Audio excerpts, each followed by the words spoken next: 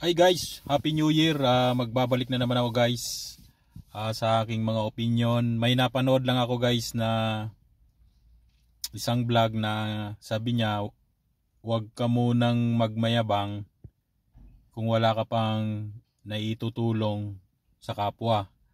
Tsaka may nakita pa akong kasabihan na mas maganda raw yung nagbibigay kesa tumatanggap. Ayan, magre-react tayo dun guys, magre-react tayo. Kape muna tayo. Ayan, pag-usapan muna natin guys yung una. Artista yata yung nagsabi nun eh. Parang dating niya na kung hindi ka pa successful, di ka muna pwedeng magyabang. Ganon. Mali yun guys, mali.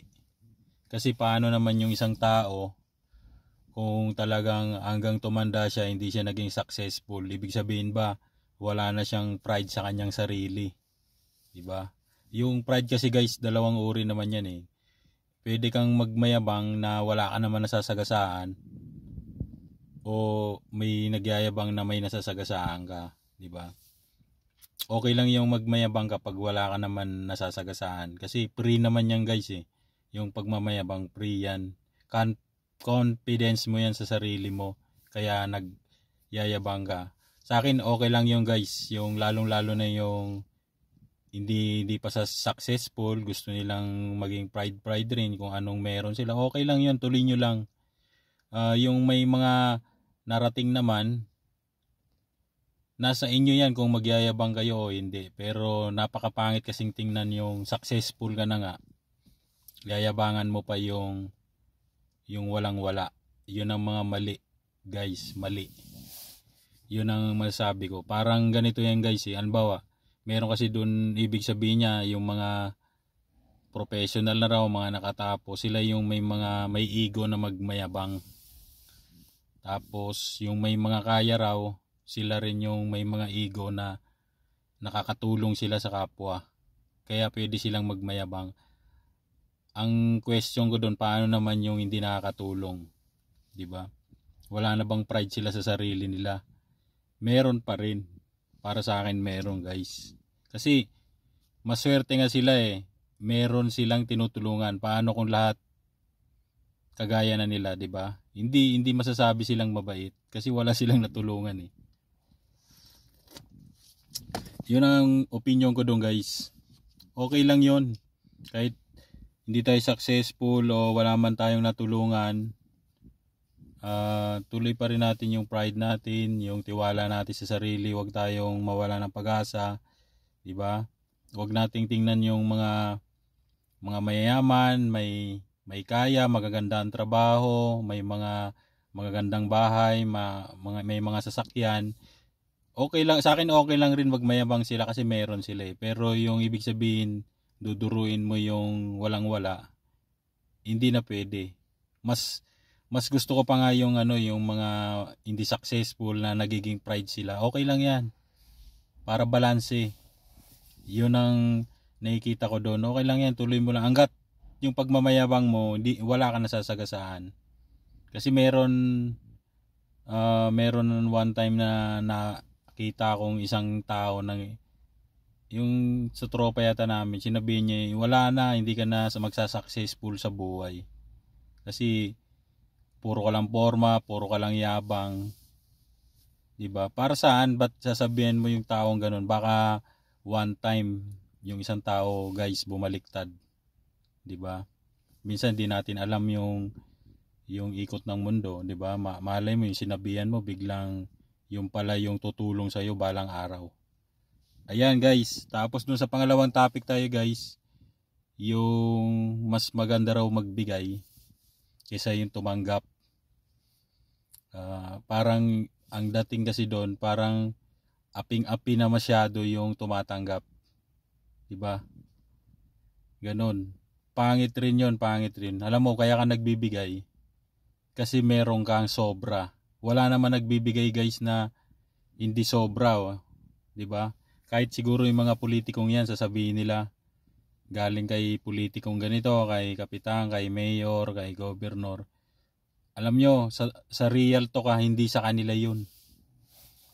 Sobra lang nila yun. Pero yung alam ko, yung kanilang talaga, naka-maintain yun sa kanila. Kaya nagbibigay yan kasi sobra yan sa kanila eh.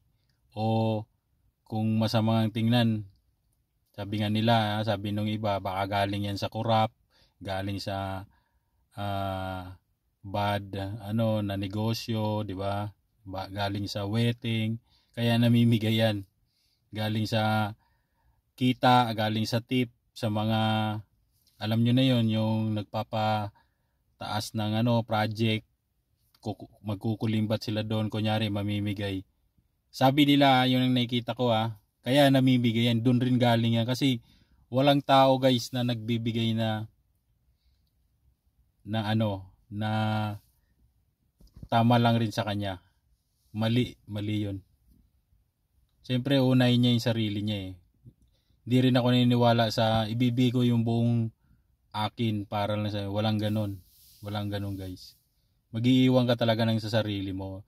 Kaya ka nagbibigay, may sobra ka. May sobra ka sa yaman mo. Kaya ganon. Or yun nga, sabi nga nila, baka galing lang yan sa nakaw, galing lang yan sa kinita mo, sa masamang negosyo, kaya ibinibigay mo. Wala namang problema yon kung ipinamigay mo yon. Kasi sabi nga nila, kung ang kinakain mo raw galing sa nakaw, ang pangit isubo, di ba? Ipapakain mo sa pamilya mo galing sa nakaw, di ba? Kaya yung iba, pinamimigay nila. Di ba kasi parang sobra sa kanila para sa tingin nila yung pinamimigay nila, hindi yung galing sa pinaghirapan nila eh. Yun lang na naobserbahan ko yung minsan sa mga napapanood ko. Kaya ganun. Pero yun na nga, yung mas maganda raw yung nagbibigay kaysa yung tumatanggap. Parang kawawa naman yung tumatanggap. Parang ang pangit ng tingnan. Dapat mas masaya pa nga tayo na may mga tumatanggap sa binibigay natin. Diba? Ibig sabihin yung tumatanggap, hindi naman yung kawawang kawawa eh. Kaya yung tumatanggap kasi binibigyan nyo eh. Diba? Tatanggapin nila yon, grasya yun eh. Sino ba naman umayaw sa grasya? Kahit naman siguro yung mayaman o mahirap, kapag binigyan mo ng isang bagay, tatanggapin nila yan eh. Grasya yan eh. Diba? Pag kasi umindi ka sa grasya, parang yan, parang meron ka o nagyayabang ka lang. Yun ang paninindigan ko dun guys sa kaya hindi masama yung tumatanggap, di ba? Huwag natin masyadong purihin yung nagbibigay, di ba? Malay natin yung pinamimigay niya sobra lang yan. Ako minsan namimigay ako eh, kasi sobra sa akin eh, pag sobra lang. Yun lang guys, thank you, bye bye.